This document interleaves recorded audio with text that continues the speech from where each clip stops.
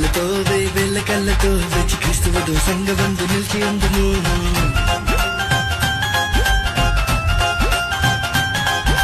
వేయినాళ్ళతో వేల నాళ్ళతో కూడి పరమ తండ్రి విందు పాట పాడుకుందుమో.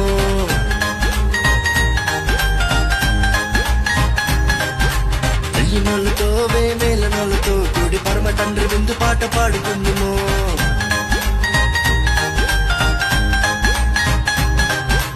ఎన్నెన్నో ఇంకా ఎన్నో మేలున్న దివ్యలోకమందు చింగులేసే.